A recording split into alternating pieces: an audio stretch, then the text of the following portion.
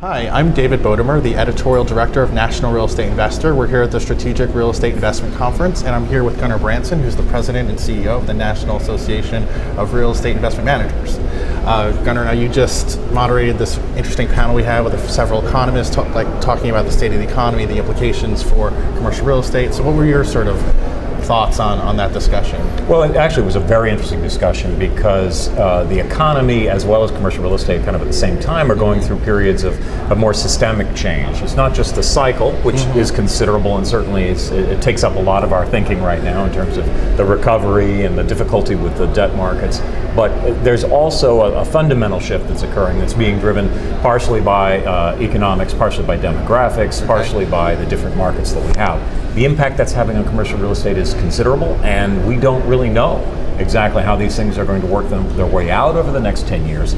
But one thing is very clear, I think, to the economists and to myself, is that any assumptions that we were operating under 10 years ago, even 5 years ago, are not as true as they were. So this is a time for thinking and a time for really examining assumptions in a way that perhaps we haven't done in the last 20 or 30 years of the commercial real estate industry. And so we talk about those demographic trends. I think there was some discussion of the way the baby boomers are being affected. There's some discussion of the echo boomers and where people are choosing to live, and then how that then affects basically people's investment theses based on these trends. So Absolutely, and part of how that's developing is in ways that no one expected. So back in the 80s, as computers became more and more a part of our lives and more part of the economy, the assumption was that cities would die, that everyone would move out to their ski lodge in Denver, outside of Denver or something, and they would never have to be in the city. Exactly the opposite has occurred, and that is that the more connected we are with the internet and computers, the more we need to connect physically with people as well.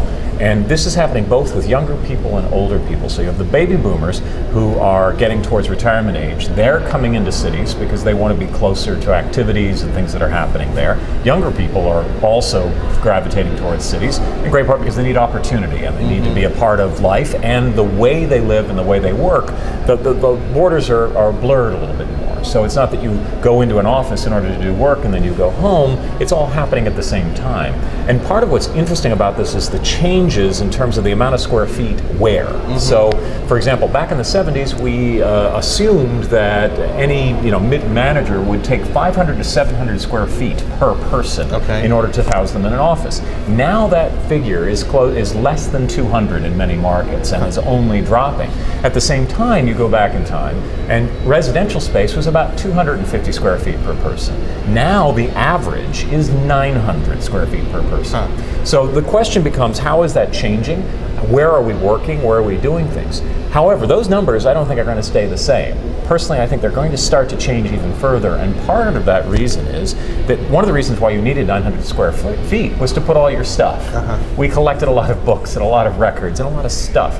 Young people today and older people, the people that are in the baby boomer generation, are dropping all their stuff and they're putting it inside their phone or inside their iPod, their computers. So you're seeing a much less need for stuff in space. The same thing's happening in offices. We no longer have as many files, we don't have libraries, we don't have as much support staff. What we really need in offices is a place for us to meet and for us to collaborate with each other. And we can do our typing on our computer at home if we need to do some paperwork. So all those things are changing in terms of how we use real estate. Therefore, the investment thesis around what is going to happen to a certain asset over the next 10 years is fundamentally in question. And there are a lot of people that have different ideas about where that's going.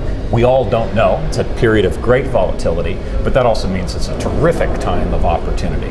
This is the time to be thinking seriously about commercial real estate. And one other thing you've talked about, or reference to, was the state of capital markets as well, and how that discussion, how that's affecting things. So it's an interesting time. I mean, I think it's a time of real flux. Certainly in the United States, the securitization market, CMBS accounted for about a third of the debt that was being issued 3 or 4 years ago. Now it's de minimis. And part of the problem there is that certainly the securitized market, CMBS really was providing debt at a higher into assets that were higher risk than people realized at the time.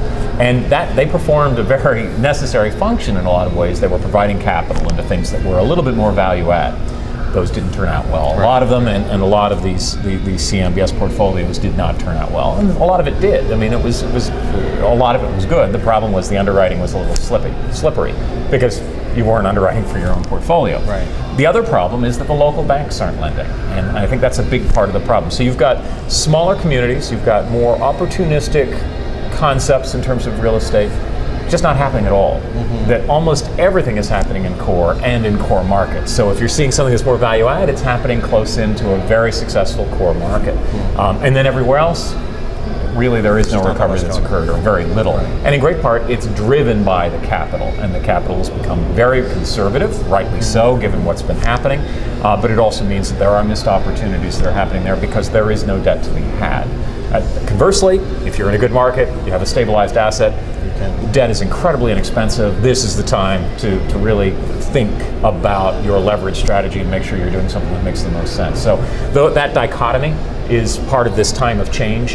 How it's going to evolve on a go-forward basis is going to be particularly interesting. Great. Well, Gunnar, thank you so much for sharing some of your thoughts and insights from the panel. Thank you, sir. And thank you for watching our videos, and continue to watch our contributions from the Strategic Real Estate Investment Conference.